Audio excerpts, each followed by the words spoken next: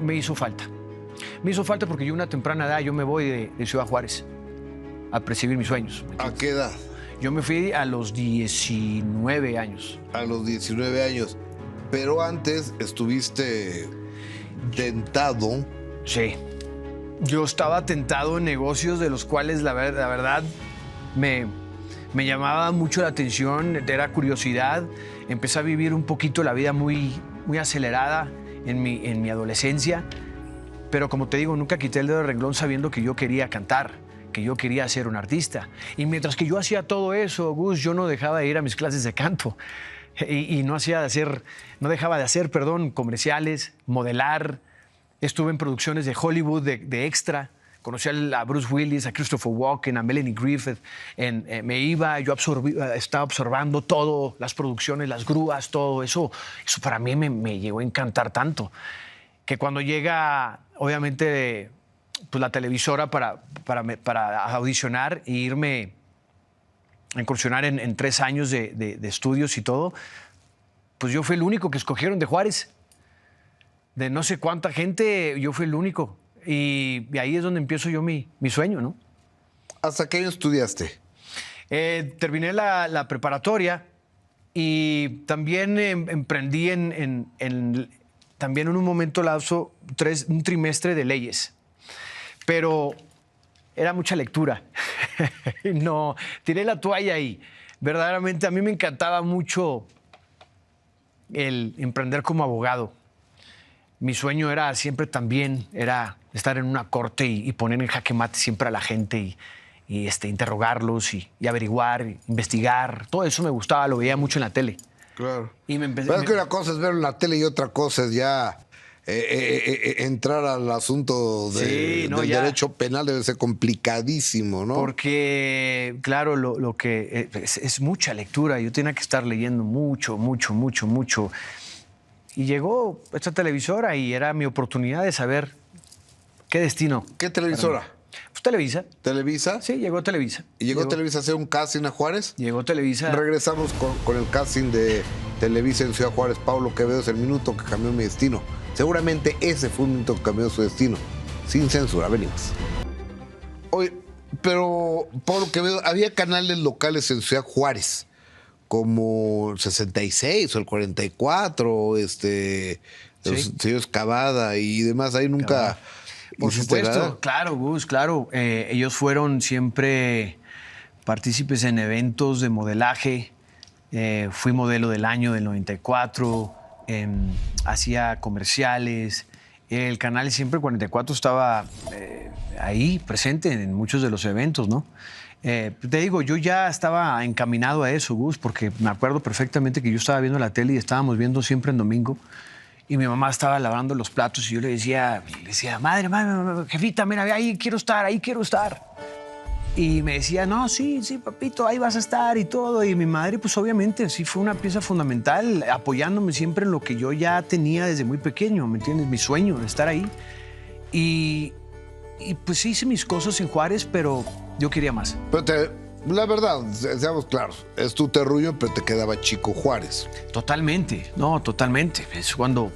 Llega a Televisa, hace un casting. ¿En qué consistió ese casting? Consiste en que uno tiene que audicionar. Me acuerdo que tenía que presentarme. Querían ver mi autenticidad, mi chispa, cómo me desenvolvía. Te ponían una escena ahí, algo, la hacías. Y pegué el chicle, Gus. Pegué el chicle y de ahí me aceptaron. Sí, totalmente. ¿Cómo se conocen Paulo Quevedo y Toño Berumen? Lo conozco en el gimnasio. Un día yo estaba ahí, estaba dándole en el gimnasio, de repente veo que me señalan, me gritan y me dicen que me aproximara, y luego me dijo, oye, tengo curiosidad, ¿tú cantas? Y yo, obvio, claro. Yo venía de estar en clases de canto con un maestro italiano de ópera. ¡Luca! No. No, un maestro, Lázaro Ferrari, que daba clases de canto para... Pues a mí me gustaba mucho la música y todo, pero él me dio un nivel de tenor dramático. Ajá. Yo cantaba Vereda Tropical, Alma Llanera, Granada, O Sole Mío, a capela, con un piano. Entonces, para mí, el pop me venía muy fácil. Entonces, cuando él me pregunta que si yo sé cantar, pues obvio, claramente. Me dice, ¿me podrías cantar algo? Y le empecé a cantar. Y me dijo, ¿te podría ver en tal lugar para una propuesta de negocios? Pues sí. Y de ahí fuimos y es donde me puso... ¿En tal lugar en dónde? Ese fue en Hard Rock. Ajá. Fue en Hard Rock en Polanco, me acuerdo. Y En Campos Elíseos, ahí frente al Auditorio Nacional. Exactamente. Y ahí, Gus, fue donde empezó todo. Ahí es donde me aventó la propuesta de Tierra Cero, que él quería hacer un concepto de lo que fue Mercurio y Cairo. Fusionar los dos y sacas Tierra Cero. Y obviamente, pues yo feliz, imagínate. O sea, mi sueño, ¿no? Ya estoy en los escenarios de Siempre en Domingo con el señor Raúl Velasco. La verdad, era un sueño hecho realidad. Y la patadita, que pues la veía yo por televisión, ¿no? La patadita del debut y todo, la recibí de parte del señor Velasco y pues mira, esas son las cosas que yo digo, Gus, no me puedo quejar de mi infancia, de la adolescencia que tuve. Yo fui un adolescente lleno de sueños, ¿me entiendes? Pero esos sueños venían con un cierto daño colateral. Daño colateral. ¿Cuál era el daño colateral? De saber que desde muy joven, pues tú sabes, ¿no? Lo bonito de tener sueños hasta de cierta edad y querer emprender en un mundo del cual visualizas estar cantando arriba de los escenarios, te visualizas así con el éxito en esa edad, ¿no? La aceptación del público. Llegar y saber que se te dio y estás ahí, pero a lo largo empiezan problemas. Empiezan circunstancias de las cuales te empiezas a cuestionar mucho. Y verdaderamente fueron episodios muy amargos en mi vida, muy difíciles en mi vida. Empezaba a ver yo y notar cosas muy raras por parte de mi productor, que yo no estaba de acuerdo y era constante. De Toño Berumen. Toño Berumen. Y eran constantes. Y un día yo ya estaba un poquito hasta acá. Y me vi obligado en un momento determinado ya a enfrentar esa situación, una demanda de golpe. ¿Le pegaste? No le pegué.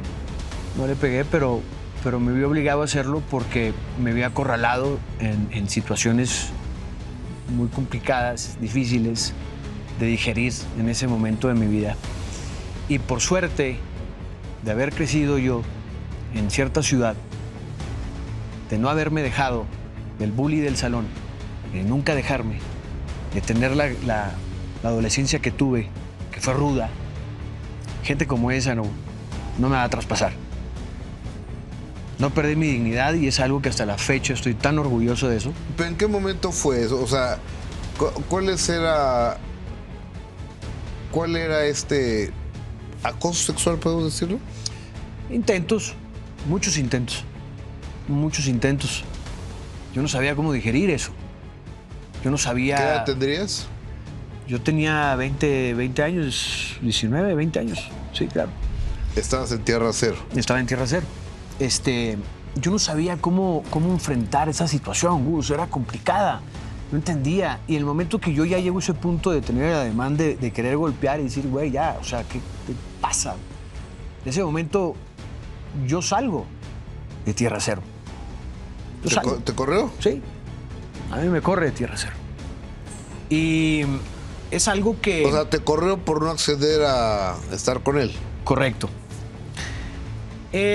Mira, lo divulgo de esta manera porque es algo que yo he callado por durante años. ¿Nunca lo habías dicho, ah? No, nunca lo había dicho. Nunca lo había dicho, Gus, porque en primer lugar era una etapa donde no existían los celulares, no existían los videos, no existía cómo tener evidencia, ¿me entiendes? Hace 30 años. Hace 30 años. Pero hoy en día yo no tengo nada que ocultar. Yo, incluso mucha gente a veces no comprende por qué soy como soy. Y no entiendo por qué soy como soy en una casa de los famosos, enfrente a todo ese tipo de personalidades. ¿Por qué no me dejo? pues estas son las razones, ¿me entiendes? Esas son las razones por las cuales yo tuve que enfrentar mucha adversidad en mi vida en lograr mis sueños. Ese tipo de cosas a mí me destrozaron. ¿Pero qué te dijo Verumen cuando le dijiste, pues, ya párale? No es de que, a ver, no es de que me haya dicho, sino simplemente era lo que yo no permití que procediera y que continuara, ¿me entiendes? Si no, en un momento hago una demanda así, me corre y evidentemente ahí todos mis sueños se me cayeron. Se me desmoronó mi mundo por completo. Me acuerdo que yo empecé a llorar, me acuerdo que yo le hablé a mi madre llorando, me acuerdo que yo le dije lo que me había pasado y todo. Mi madre simplemente lloró junto conmigo, no lo podía creer, estaba destrozada, me acuerdo. Me inyectó mucho, me dio tanta esperanza, me tranquilizaba. Pero, como te digo, yo nunca me dejé. En ese momento pues, yo tenía muy buena relación con Arturo Velasco. ¿Me entiendes? Y yo... Arturo Velasco, hijo de Raúl Velasco. Exactamente. Que tenía una parte de Televisa Música, ¿no? Correcto, sí. Y yo tenía muy buena relación con él. Y pues yo un día pues yo le hablo, ¿no? Y me desahogo. Y digo, mira, Turi, me está pasando esto. Y me pasó y estoy devastado. ¿Y por qué a él? Porque él estaba asociado con Toño Verumen en ese momento. Eran socios. A Arturo no le pareció en lo más mínimo, en lo absoluto. Me dijo, te marco en 10. Recibí una llamada, me dijo, vas a recibir una llamada de Toño. Atento a eso. Y cuando eso sucedió, Toño me dijo, te veo en la oficina aquí para firmar contrato. Entonces, claro, cuando yo llego ahí, yo firmé mi sentencia de 5 años con el señor de un infierno. De un infierno. ¿Pero dónde te quedaste? ¿En Tierra Cero o en Tierra Cairo? Cero. Me quedé en Tierra Cero. Estaba en Tierra Cero. ¿Y qué pasa? Pues no me puedes sacar así, tampoco me puedes correr ni de la nada, porque sabes que yo te voy a funcionar a nivel musical, ¿no? Ok. ¿Y por qué fue un infierno esos 5 años? ¿Por qué fue un infierno de 5 años, Paulo? Un infierno, Gus, porque yo creo que al señor no le latió mucho que lo balconeara, ¿me entiendes? Que lo expusieras con Velasco. Que lo expusiera de esa manera con un socio que para él creo que era muy importante. Lo supongo yo. Y yo creo que a partir de ahí él se encargó de complicarme la vida. ¿Y en qué sentido? En el sentido de que él continuaba haciendo de las suyas, ¿me entiendes? Conmigo. Me acorralaba siempre, me hostigaba en ese sentido.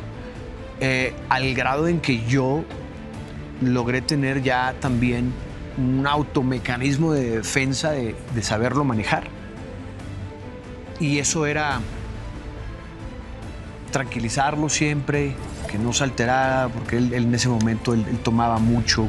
Cuando tomaba mucho era donde se descarrilaba y se ponía muy terco, muy necio, insoportable. Porque si fuera por mí, Gus, ¿me entiendes? A como yo acostumbro reaccionar con gente así, te lo juro que ya lo hubiera golpeado, ¿me entiendes? Lo hubiera golpeado, me hubiera dado la media vuelta y me hubiera ido. Pero ¿hasta qué punto tú pagas el precio por querer estar donde estar y tener que soportar a este tipo de personas? Eso me lo chuté yo por 5 años y así estuvo. Y cada vez que él tomaba y todo, a mí me hostigaba, ¿me entiendes?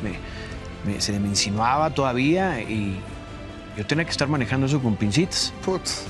Entonces después me pasa Cairo. ¡Qué infierno! Después de eso, como para adornar más la píldora, Paul Forat decide salirse de Cairo. Paul Forat, que aparte, cuate que canta, que produce, es un fregón el güerito. Totalmente. Y se fue de ejecutivo en una importante transnacional de discos. Totalmente. Y entras tú en lugar de Paul, ¿no? Totalmente. Sale Paul, ocupo yo su lugar, se va Eduardo Verástegui, entra Gabriel Soto y audicionamos para un tercer Cairo y entra Roberto Assad. Entonces quedan Roberto Assad, Gabriel Soto y tú. Y yo. Y el que cantaba eras tú. Y el que, sí. Tú sí, ¿no? O sea, sí. Pues la neta. No, sí, era el que tenía un poquito más de experiencia, ¿me entiendes? Obviamente. Entonces empieza esta faceta y él queriéndome dorar la píldora de saber que, mira lo que yo estoy haciendo por ti. Mira, en Cairo hasta cierto punto continuó mi pesadilla. ¿Me entiendes? Pero ahí era ya más manejable la situación. Ahí yo ya pintaba una raya, ¿me entiendes? Yo ya le hablaba de cierta manera, con una cierta exigencia y autorización, y le pintaba la raya y le ponía las cartas sobre la mesa. Ahí empezó ya a suavizar todo eso. Pero cuando tú te volteas y ves tu recorrido y ves tu historial de lo que tú has logrado, hecho, grabado y todo, lo curioso de todo es que yo nunca recibí un peso de nada. ¿Cómo? De las ventas de discos, de regalía, de todo eso. Lo único que yo me metía a mi bolsillo era los shows, los conciertos. Ajá. Eso era nada más. Súper leonino, los contratos, ¿no? Me supongo. Sí, claro. Abusivos, gandallas y todo para él. Exactamente. Digo que no es sorpresa. Pues, obviamente, lo que yo estoy aquí divulgando no es sorpresa para nadie. Pero simplemente eso eran las cosas que yo tenía que estar enfrentando, digiriendo y no entendiendo. ¿Y por qué? Porque yo estaba logrando mi sueño. ¿Me entiendes? Unas cosas por otras. Ya cuando la situación se pone ya todavía en una atmósfera ya de tensión, de saber que ya ni siquiera le hablaba al Señor, ya lo ignoraba de cierta manera, pues eso se empezó a poner un poquito más tedioso, más turbulenta la cosa, porque entonces ya no era como una relación de negocio, ya nos desamparaba. Ya era como que háganle como quieran, manéjense ustedes. Y pues no se vale, ¿me entiendes? Hasta que llegó un momento, Gus, que me vi obligado ya a irme a la actuación. Obligado a irte, o sea, tú no querías ir a la actuación. En ese momento yo quería un proyecto de solista. Ajá. Yo quería cantar. Para mí mi sueño siempre ha sido cantar. ¿Y qué ha pasado con eso? Cuando yo decido salirme también de Cairo, yo empiezo a indagar y ver y poner en la mesa mi concepto musical. Pero de disqueras no quieran trabajar conmigo porque sabían de dónde venía yo. Y venía yo de la escuelita de Verum. Entonces traías el estigma de Verumen encima. Tenía la etiqueta y el estigma de Verumen, en donde muchas disqueras no querían eso. ¿Por qué? Porque sabíamos que él era una fábrica de grupos musicales no tan genuinas, ¿no? ¿Me entiendes? Pero lo que pasa es que, bueno, yo grabo, yo canto. Nunca se me dio la exposición ni la ayuda para, por ejemplo, nuestro último disco, que fue Pasiones con Cairo. Salió un sencillo.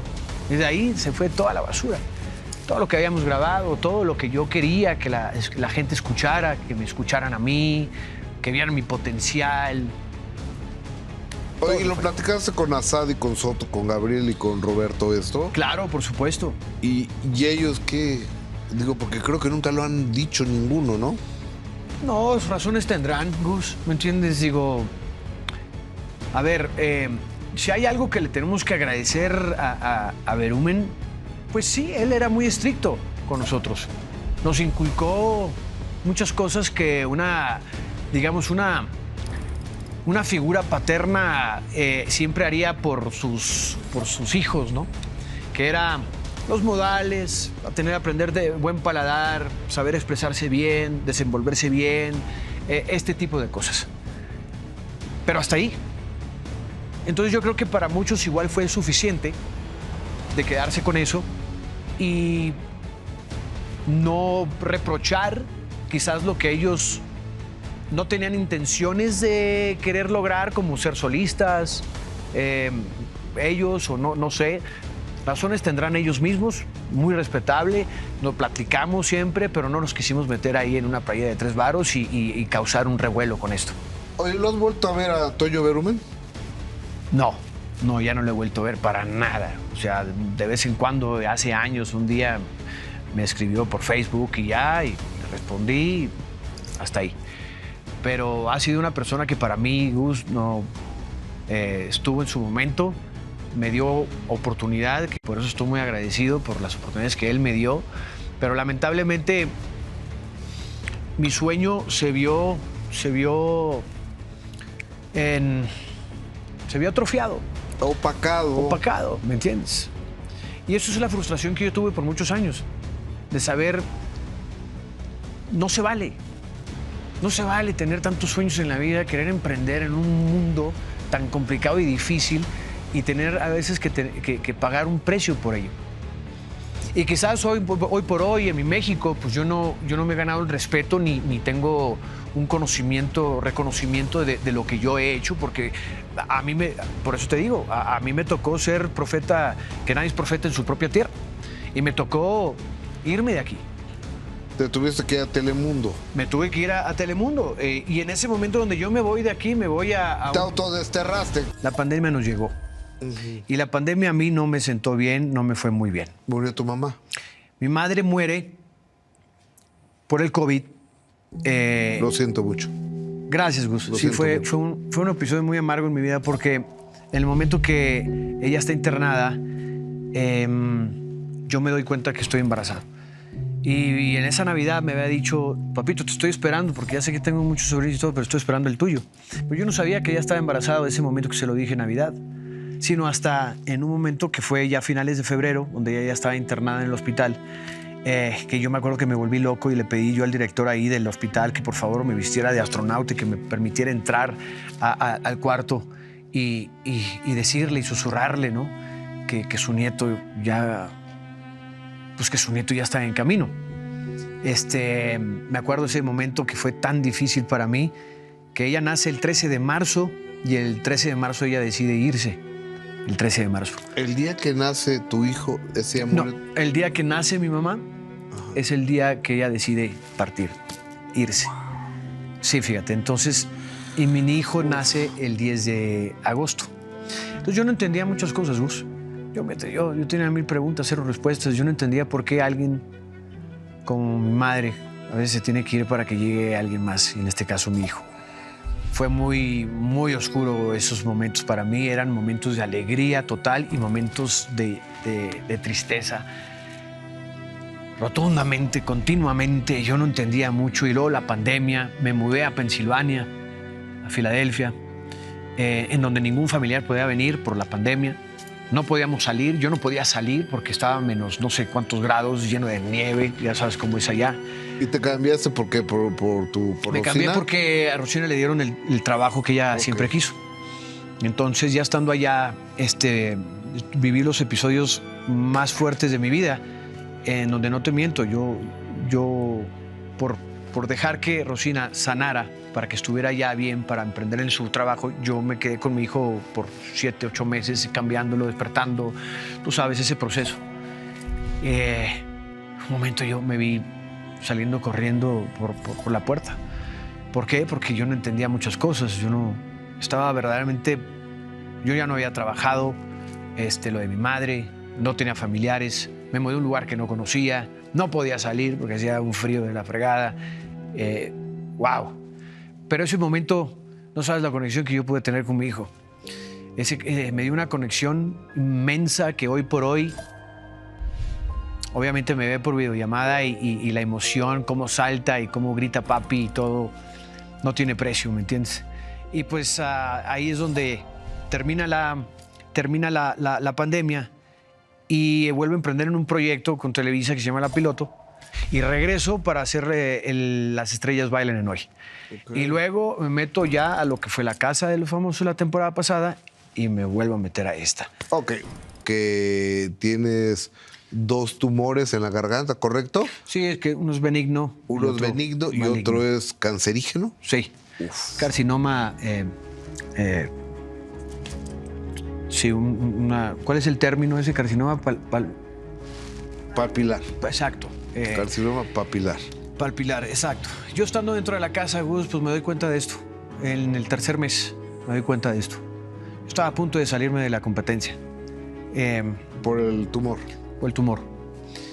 Me tuve que respaldar ya mucho en en las opiniones de los profesionales a través de diagnósticos, de resultados. O sea, te vieron ahí los doctores. Todos me vieron los doctores, fuimos por un proceso de un sonograma, fuimos por un proceso de una biopsia, fuimos por un proceso de tener a los doctores enfrente de mí en una videollamada con su diagnóstico, donde me pudieron pues, inyectar una cierta tranquilidad de saber que sí, eso está ahí, pero o sea, no es una alarma, ¿me entiendes? Como para salir corriendo de ahí. Es que cuando uno oye cáncer, exacto, o sea, lo relaciona inmediatamente en la mente de uno con muerte, ¿no? Totalmente.